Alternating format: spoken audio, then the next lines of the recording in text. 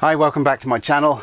My name's Ian, and in this series of reviews we're exploring old vintage games that are still available today in one form or another, in several different editions occasionally. And sometimes if people want to play these games, the number of editions and the differences between them are not so clear. So hopefully this series will guide people through those various editions, see which ones are best for those, and just give you an idea of what the games are like. Maybe you'll find a game that you've not tried before that you might want to play. In this video we're going to go off the beaten track that we've been following so far, and instead of dealing with a role-playing game we're going to be dealing with a board game. Now the board game itself is related to the role-playing game industry, as it was created by one of the earliest proponents in the role-playing industry, and published by companies that were, two separate companies that were involved in the role-playing industry roughly from the start in one way or another. And the game itself is testament to the humour that can be brought to board games, as well as just general imagination and wackiness that has kept this particular game in print for virtually all of the time since it's first appeared in 1977. There have been gaps in its publication, but it's still floating around today, and it's still got a current edition. In this video it is time to review The Awful Green Things from Outer Space.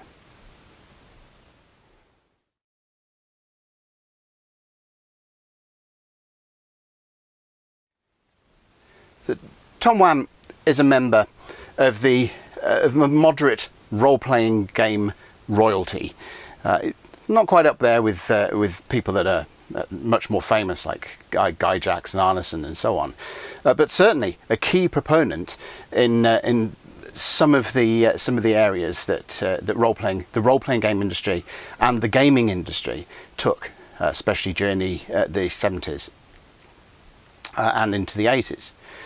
So he first came into the industry itself with a set of rules that he had published through Guidon Games, the same company that published Chainmail, which then went on to form the basis for Dungeons and Dragons.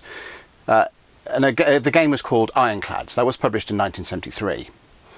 And during the time around that, he had various jobs, but he ended up working for a game shop, and he was working in that game shop, or store, if you prefer that terminology, until finally being hired by TSR, who were growing quite rapidly since the publication of D&D in '74, in 1977. So he joined at the time when Dungeons and Dragons itself was being reformulated into Advanced Dungeons and Dragons, and the basic line that would then go on to onto two different branches of the same game.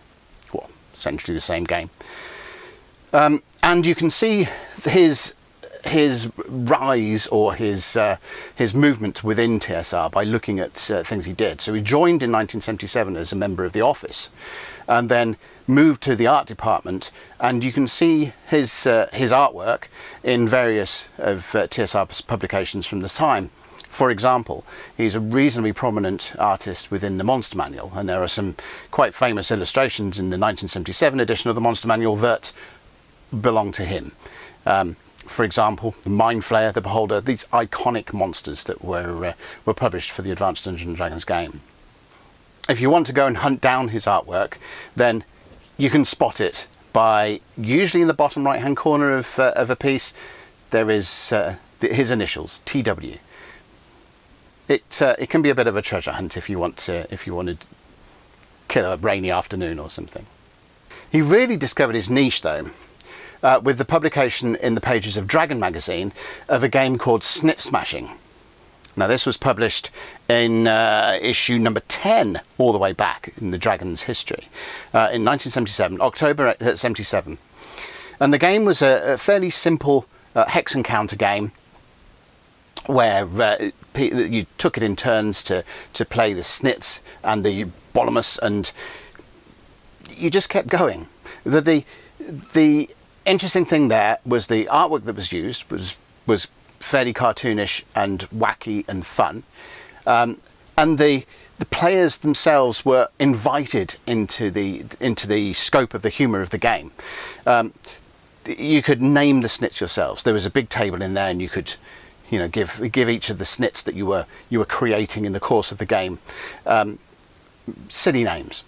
You could name them after your teachers, for example, and then hope those are the snits that got smashed. Or not saying that anyone of child age wants their teacher smashed, but there's that level of humour involved in it.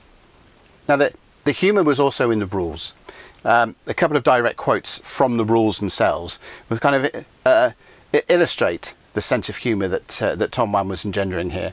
One line says, "Play continues until one player punches the other," and another one was, "You may raise or lower the number of snits or turns in around, whatever, to suit your taste for snit blood." So it was all satirical and fun in a cartoony, gory kind of way. In Dragon issue 11, which was in December of 1977, he published a follow-up to this game, which kind of overtook its progenitor in fame, and this was called Snit's Revenge. So in Snit's Revenge, the Snits came and invaded the body of Eponymous, and they had to move around and do various things in there. But again, it was a sort of cartoony, violent, fun, comedic, satirical type of game.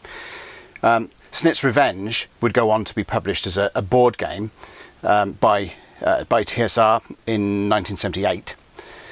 So just a year after it appeared as a cutout game in the middle of Dragon magazine. So this set the stage for more games by Tom Wham to appear in the pages of Dragon magazine, pull out, cut the counters out, and so on. And these went through all the way up into the mid-80s. There were quite a few games that were published in stages, but the one of our focus, the one that we are interested in here, was published in issue 28. That appeared in August 1979 as a pull-out game. Board pulled out, the rules were in the centre, you cut the counters out, and you played it, and this introduced the world to the starship Znutar and the awful green things from outer space. Now, barring a few sort of additions to the rules, virtually everything that we knew or know now and love about the game was in place right from that get-go, including the epilogue, which we'll talk about in the play section of this video.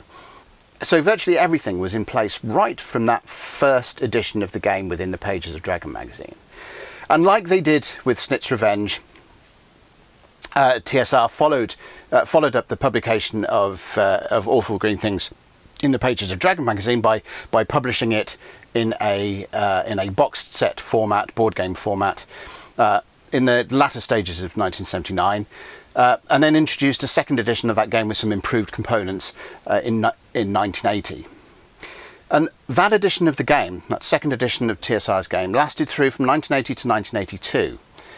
Now, in America, you have to kind of cast your mind back. This is not something that we have in the UK, and obviously I'm a Brit, so some of these concepts are a little bit alien to me. But the Sears catalogue was an important thing in the United States. So US companies needed to get their stuff into the Sears catalogue, particularly for Christmas time, toy sales and so on.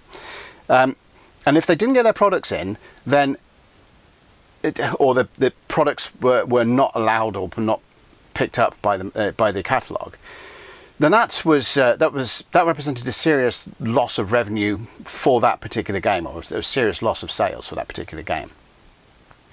Like I said, we don't have anything similar to that in the UK, and we never have really. We have catalogue shops, but nothing so dominating of the retail industry as the Sears catalogue was. So in 1982, despite all efforts from TSR to get the Awful Green Things board game into that year's catalogue, it failed. It'd been in previous, but it failed to get into the catalogue for 1982. And this meant that the sales drop for the game because of that basically TSR let the game run out of stock and didn't reprint it. They couldn't afford to. It wasn't in the catalogue, wasn't accepted into the catalogue, wouldn't sell what they needed it to sell, so they just let their stock run and then stopped publishing it. And that was kind of the end of the story of the Awful Green Things for a little while. Jump back a couple of years, and we find in 1980 a company forming in Texas for publishing games called Steve Jackson Games, named after, unsurprisingly, their founder, Steve Jackson. And a large component of their inventory were games that were written by Steve Jackson. Things like Ogre and so on that had been previously published by other companies, but Steve Jackson then formed his own company to publish a second edition of Ogre and to carry on publishing his own games and games from various other writers. They were famous for games like Ogre, Car Wars and so on. Now, they've been doing reasonably well over the course, nowhere near TSR levels of success. And TSR really dominated the gaming industry for so long. But what Steve Jackson Games were doing was specialising in smaller games with components that weren't necessarily over the top and expensive and lavish and things like that. They were doing interesting things on smaller type publications. And there were some absolute gems that Steve Jackson were coming out with. The company still exists today and is publishing games that you may have heard of, like Munchkin and so on. And Ogre, Ogre is now quite a large thing. Literally quite a large thing. But in 1988, Steve Jackson noticed that Awful Green Things had not really. Nothing had happened of it. TSR had stopped publishing it back in '82. Steve Jackson then approached Tom Wham, asking after a license for, well, not just Awful Green Things, but also Snit's Revenge and so on. And the results of that were the first Steve Jackson edition.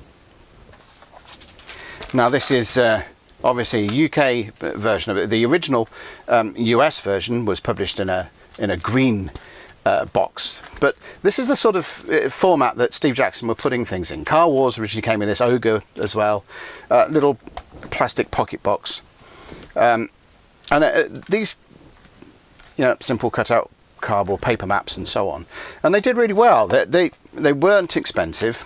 If you went into a hobby shop, there'd be a number of these things on a rack, and there were all sorts. It wasn't just Steve Jackson Games that were doing these things. It was one of my favourite games, also came in this pocket box format. There's a game called Star Smuggler, and I played that to death as a kid. But Awful Green Things was one of those that Steve Jackson pushed out as a pocket box game. Obviously not quite as tarty. I think the artwork was a little bit better, but it wasn't quite as tarty as the TSR board games. But it sold. It did reasonably well. It refound its niche. And continued. So this was in 1988, 89, the Awful Green Things from Outer Space pocket box game. And this poor thing, it really has been everywhere. I used to take this on camps quite a lot, and judging by the state of the rule book, I think a lot of those camps came back with me with it. But there's something about after you've put the Cub Scouts to bed, sitting up with a couple of the leaders, Awful Green Things on the camp table. It's well travelled. So following the success of the pocket box game, Steve Jackson went on to publish revisions, enlarging the box, making the components better, and so on. So they published a full board game box set of it in 1990, and then in 2000 they were experimenting with this idea of releasing games instead of a board game box or a pocket box game. They used video cassette cases, and there was an edition in 2000 of Awful Green Things in that video cassette box. And then eventually in 2003 they published a very red box set of it, board game, nice solid board and so on, and that culminated in a release in 2011. Back to a proper green colour, and this this is the 2011 edition of the game. And as far as the progress of the editions of the game, this is the latest one that is floating around. Unfortunately, out of print at the moment, but still listed on Steve Jackson's website, so there's hope yet. And the components in this are probably the best they've ever been. Nice large counters that you can move around on a nice large map of the Starship Snootar. And all of the additional rules. Tom Wham continued to publish additional rules in the pages of magazine for it, and one set of those rules introduced the idea of the crew leaving the ship and going around the outside of the ship and coming in back into various places in order to try and defeat the awful green things. We'll do a bit more of that in the play thing, but so this was really the most complete set of rules. It had all of the rules of the basic game, plus a bunch of rules that Tom Wham had published in the pages of Dragon magazine, plus some additions by Steve Jackson, who wrote some more rules that could be used to further complicate things or make things even more ridiculous when you're playing it. So that brings us up to 2011, and beyond that, in 2019, as recent as that, not bad for this old vintage review program. But in 2019, Steve Jackson Games launched a Kickstarter that was hugely successful, that dealt with re-releasing facsimiles of old pocket box games from the 1980s, and that's literally what the name of the Kickstarter was: pocket box games of the 1980s. And it was great. it was I'm sure it was a bit of interesting time on the part of Steve Jackson as they were trying to put these games together in the latter days of 2019 into the fun we've had in 2020. But nonetheless, these games got out to people. I've got a whole stack of them here with our Battlesuit and so on. So Ogre and Battlesuit and Car Wars and talk about people rolling around as happy as a pig in whatever, reliving their childhood and so on. But it was an interesting Kickstarter, and as a result of all of that, one of the pocket box games was the awful green things. Now this is a facsimile of this, except obviously my UK edition in a black box rather than the US edition in a green box. Now we've got the Kickstarter edition in a green box, and instead of cut out tokens, we now have nice pre-punch tokens, and some, well, I moved all the dice, and the awful green things needs a lot of dice, so all of the glow in the dark dice that came with all of the various games for the Kickstarter, I've thrown into the awful green things. So there we go. This is the latest edition of the game. Or no, it's not the latest edition. This is a facsimile of the 1999 edition, but it means that the game is still there and it's still floating around in a relatively recent package. Doesn't come with the bells and whistles of the of this game, of this version of it.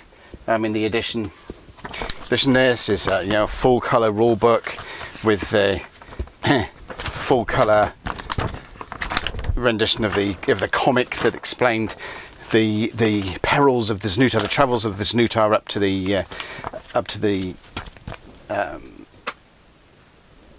the problem, the issue with it picking up something nasty on the way, and how it dealt with it afterwards. And also, obviously, glow in the dark dice are one thing, but if you're playing awful green things, then what you really need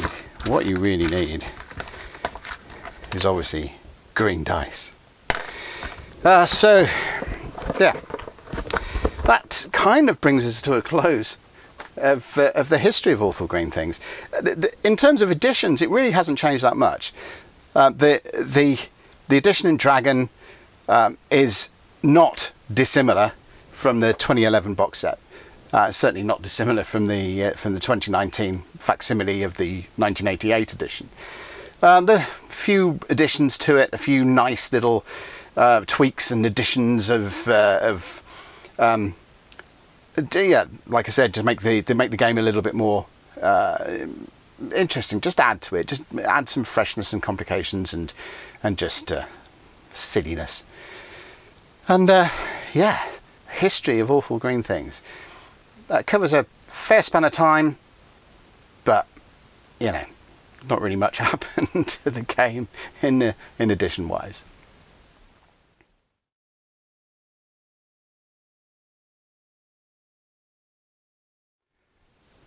So gameplay. Now, Awful Green Things, technically speaking, is an asymmetrical science fiction board skirmish war game with survival elements to it. But if you are taking that technicality over and above the hoping and praying, if you are playing the crew members, that spraying a corridor full of awful green things with a fire extinguisher that will actually do something and finally work, and if you take the technicalities of the game too seriously, then you need to re-examine your life, because that's not what Awful Green Things about. It's one of those games that is not there to be played in like chess, in a serious competition with one player trying to outsmart and outwit the other. There are so many random elements to it. There are so many imbalances inherent in the game. There are sort of things where it pretends to be a balanced game, but it's really not.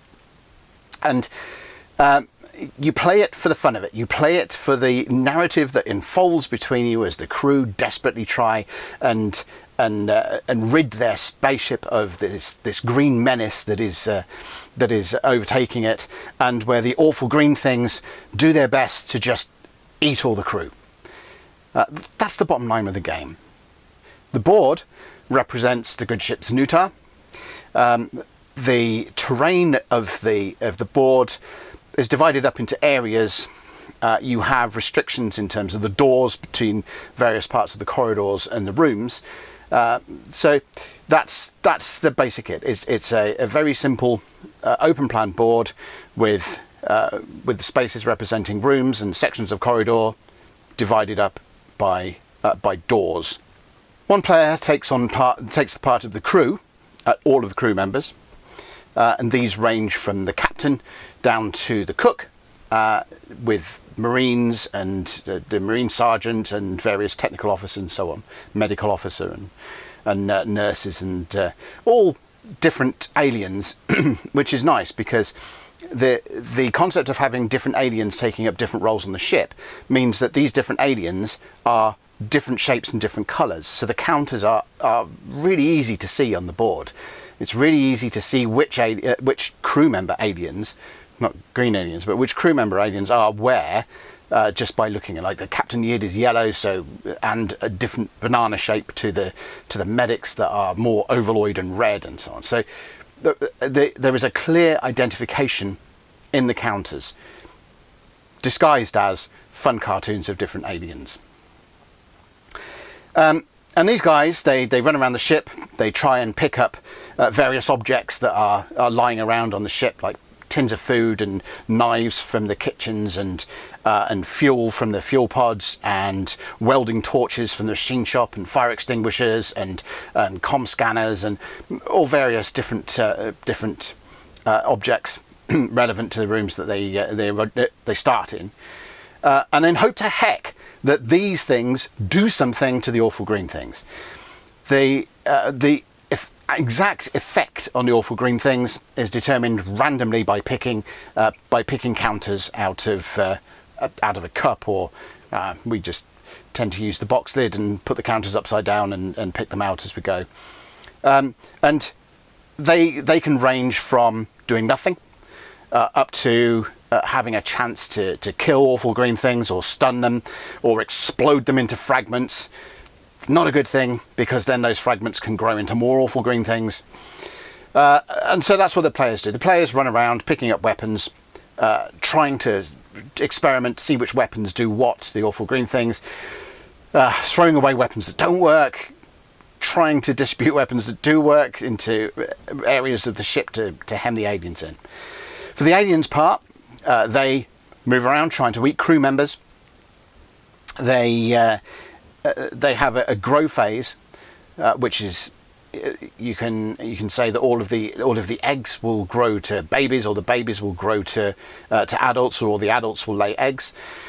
Fragments also grow, so they have that grow phase, which makes more aliens or more powerful aliens, and they have a movement phase. And the awful green things don't pick up weapons. Their entire modus is to run into a space and try and eat the crew members that are there. Each counter has got some really simple stats. It has an attack stat, which is a number of dice that counter contributes to an attack roll. Then it has a movement roll, which is movement stat, which is the number of spaces that it can move around the ship, and also a constitution, which is effectively a target number to try and roll equal to or over to eliminate that counter from the game. So all dice rolls are six-sided dice, and counters can gang up on other ones. So if you've got a crew member with an attack of 2 and another crew member with an attack of 2, then they will contribute 4 dice rolls to try and get to a constitution target of 12 to eliminate a baby awful green thing. So that's basically it. They're the rules. It's really, really dead simple. It's more about the fun of the game. It's more about just seeing what happens, and not getting upset if you're playing the crew and you all get eaten by the green things, or the green things manage to be wiped out by the crew or whatever. There is a scoring system as well that some people must use. In all the games I've played, we never have. But there are elements where the crew can actually escape the ship. So if they see that everything is going to heck and the crew members are all going to get eaten, then the ship has been completely infestated with green things, then the crew can try and take to the ship's boats and escape. And in that case, you go to the epilogue of the game, and the epilogue is a series of random events. You just keep rolling and rolling and rolling until things happen, until all of the crew members have been lost to the depths of space, or they make it home. And then the scoring there is if some of the crew members make it home, then the crew player gets points for that. The Znutar can also be set to self-destruct, so if crew members survive and the Znutar self-destructs, killing all the aliens on board, then there's points for that. And the aliens, they get their own point system as well, based on what they've done, if there's any left alive, and what the strength is of those aliens that are there. But again, the point system is it's unnecessary. It's an unnecessary complication, and it's daft as well. It's sort of 111 points for this and 55.5 points for that, and it can be fun running through the epilogue though, if you've got a spare time. It's open-ended. It can go on and on and on, or it can sort of end in a few dice rolls. But it's fun to waste half an hour if you've got nothing else to do. But in terms of the gameplay, it's much more fun just to plonk things on the board, ignore the fact that the crew can escape, and just play through it until one side has completely eliminated the other. And if you want to run a sort of more fair on the two players type of game, the game itself doesn't take long to play at all, so you can quite easily play, one player plays awful green things, one player plays the crew, play through that, and then switch sides and play through the game again. So it's not arduous, and doesn't take long to set up, and it doesn't take long to sort everything out, and it doesn't take long to play. So running it both ways in a single sitting is quite reasonable and quite doable, and It's just a nice, easy, fun game. Like I said, it's usually best when everyone is in the right sense of mind to not take things seriously and just to have fun with a game that depicts cartoon violence on some very strange coloured aliens with very blobby green things trying to eat them up. And in terms of that may sound like Aliens to you. It may sound like, oh, it's a spaceship with aliens trying to kill crew members. And yeah, this similarity is there, but the inspiration is more. Tom Wham has said in various interviews that the inspiration comes more from the movie Green Slime than it does from Aliens. I think he's on record as saying that he never actually watched Aliens, and Awful Green Things from Outer Space is definitely not inspired by Aliens. But if you want to take it as that kind of, as an Aliens-esque survival game, then fine, add that narrative to it. It doesn't really matter. The mechanics are there. It's just a fun game. There are complications that can be added in, mentioned in the history side of it. Tom Wham had published some additional rules that allow the crew to take on jetpacks and spacesuits and actually leave the Znutar by the various airlocks and fly around the outside of the ship to come in at somewhere else. That gives the crew a little bit of tactical option against the awful green things. So if you're feeling that the normal just inside the Znutar and moving things around is getting a little bit stale and dry, then you can always add that in and have that. I wouldn't say throw that rule in right at the start from your first game, because it does add a little bit more strangeness to it, to say the least. But the standard game with the crew members going around the ship and trying to desperately survive against the awful green things, that's the sort of core game. If you want to add in the outside elements of it, I suggest you do that from at least the second game on, if not the third. But you can have plenty of fun without those rules at all. One thing that the game doesn't mention, but it is a possibility, is to actually play the game solo. If you consider that the awful green things are pretty much programmed to just go and eat the crew. So if you program the awful green things to go for the nearest crew members and control their movement in that way, and then you randomize their growth turn. So just have a dice roll of say 1 to 2, and then eggs hatch and grow into babies, or 3 to 4, and then babies grow to adults, and then a 5 the adults will lay eggs, and then a 6 the fragments will grow into awful green things. Then so if you randomize the awful green things growth stage and you program their movement to head towards the nearest crew member areas, then you can actually have a solo game. I think it works better if you as a solo player play the crew and program the awful green things. Never actually thought how that might work the other way, because I think with a programmed crew member move, I think the awful green things would have too easier a game. I don't think it would challenge you if the roles were reversed in solo gameplay. But it's certainly doable. It's not outlined in the rules as published, but with a little bit of application and just a simple random table. And you can adjust in solo play. There, you could adjust the difficulty of it, or you could adjust the nature of the game just by messing around with that randomized growth element to it. So you might give a lower chance for eggs to hatch than for babies to grow into adults, and therefore it would slant what the green things are doing a little bit more up the scale. But you can play around with that. So yeah, that's pretty much it for gameplay.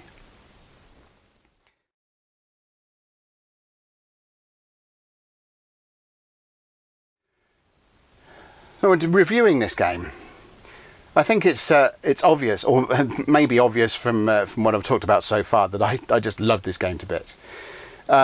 It is a game that has travelled with me through decades. The pocket box version especially has been with me when out hiking and camping. It's great to form a diversion on that. It is a game that I've found is a nice starter game to introduce kids into games in general, but skirmish games and board skirmish games in particular. Because the rules are so simple, it's simple addition. You've got 2 guys or this number of attack dice that are trying to get that number there. So just there's no no working out of attack to defense ratios. There's no massive table of modifiers or anything like that. There's the terrain is limited to the corridors of the Znutar and doors. That's as complicated as it gets. And the numbers themselves, it's just simple addition, and then roll that number of dice and see if you can get that number. So as an introductory game to introduce kids to this world of board wargaming, of counter and map wargaming and so on, it's a good in. It's a nice simple game for kids to be able to pick up and get interested in the hobby without confusing them with statistics and conditions and modifiers and so on. It's also good for kids that are just getting into maths at school. They're that age where they're just starting to play around with numbers and get addition and subtraction and comparisons and so on. Then getting them to play a game like this means that they are getting to use those numbers all the time. They're rolling dice and they're having to add the numbers up on the dice. They're then having to compare that number to another number and determine the greater of the two. So for kids that are really just starting out on their mathematical journey, it's a brilliant game for that. And I would all games, especially games that have got a lot of dice rolling and modifying and so on. We're talking about Dungeons and Dragons, and role-playing games in general, and also games like BattleTech and Ogre and so on that have got comparisons of results and different ways of calculating those results. They are fantastic teaching resource for teaching maths, and hopefully any maths teacher will tell you that it's not just about knowing what to do to do a particular mathematical calculation. It's using those maths over and over and over and again, and in the course of a game, the number of additions or the number of mathematical additions and comparisons that they're doing just in the course of one game already starts to get them used to seeing numerical patterns and doing maths on a relatively quick basis. Things like if you're seeing a 4 and a 6, you'll see a kid go from 4, 5, 10 at the start of it to just seeing a 4 and a 6 and immediately thinking 10. So, getting a child's brain used to seeing mathematical patterns in relatively stupid things, games are one of the best ways of doing that. The more kids play games of dice rolling and number comparison and modifying dice rolls and adding dice together and so on, the more they do that, the better their minds become open to seeing mathematical patterns in things. Now, I'm having that particular rant in the middle of reviewing Awful Green Things because of exactly that. Awful Green Things is a nice in to get kids into the idea of playing games that are fun, but that are sneakily getting them used to doing maths on the fly at a simple level, and as they build up things. And I think this is what is missing, or what is what it's missing from computer games. So where you've got board games and role-playing games where you're sitting around a table, it's not just the social interaction that you get from doing that. It's also the number crunching, the maths. You have a kid sitting down in front of a computer. They're not really learning anything. They may be improving their reflexes and stuff like that, but they're not learning anything. They're not learning the patterns. They're not learning the number processing skills that they do get when they're playing board games and having to deal with those dice and dice additions and comparisons and so on, virtually all the way through playing. So that aside, it's a simple board game.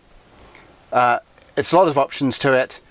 It's not as horribly tedious and rigid as Snakes and Ladders. 1, 2, 3, 4. Huh. Oh, a ladder. Okay. Right. Oh, down a snake. All right. God. Boring game. Awful Green Things hasn't got that. It's open plan. Makes you think a little bit. The rules are really simple. There are deep tactical elements to it if you want to challenge your mind a bit, to try and work out patterns to take your crew members in, or your Awful Green Things in order to try and win the game. Huge element of luck going on in terms of what those weapons end up doing to the Awful Green Things, and ultimately it's a 5 out of 5. There's nothing really bad about the game that I can think of. Probably the only real thing that some people may find bad is counters. I know that most board games these days are throwing themselves out there in terms of the number of cards and the number of miniatures and the number of prettiness and the fantastic artwork they've gone on through. And Awful Green Things is very definitely cartoony graphics. It's definitely counter card squares with cartoony graphics on them. So where people are maybe expecting or wanting pretty well crafted, 3D printed, nice slot together, big heavy components to things, that's not what Awful Green Things is. But as a game and the playability of it, a solid 5 and a 5.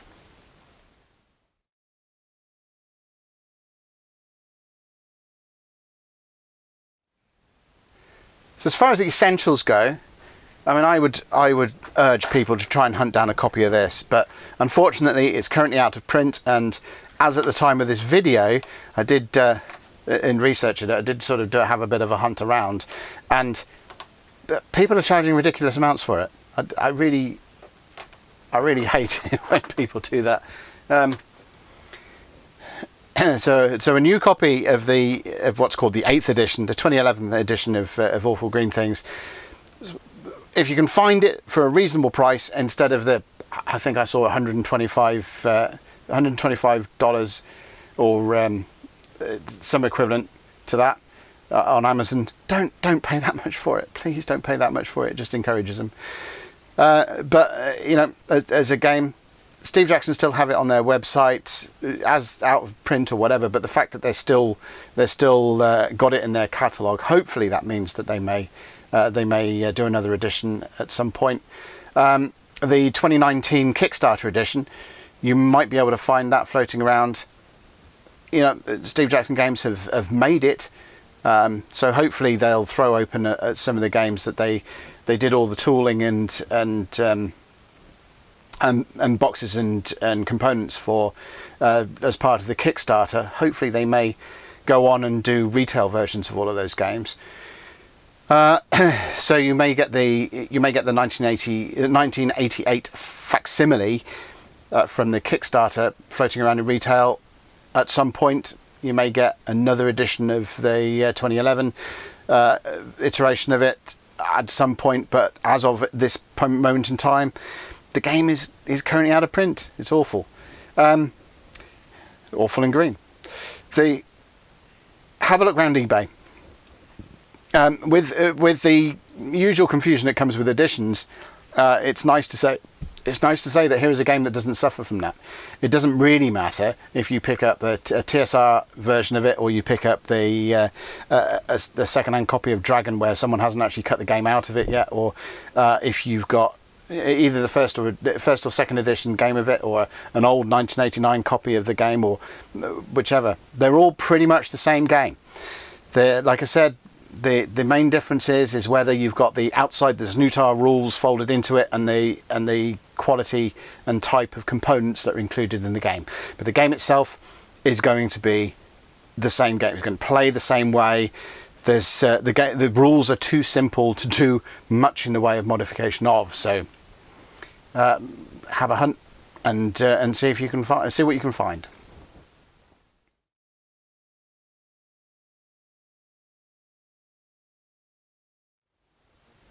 So yeah, A great, simple game. Nice introduction to kids into the whole idea of board skirmish games and games that involve quite a lot of dice adding. And the fact that we're still floating around. It's still, 2019 was the last time that it was in a new form was printed out, albeit a facsimile of an old form. The fact that it's still around from a centerpiece to a magazine issue. To the board game versions we've got now is a testament to Tom Wham's humour, his invention, and to the game as a whole. It's just a great game, and I'm glad that it's lasted so long.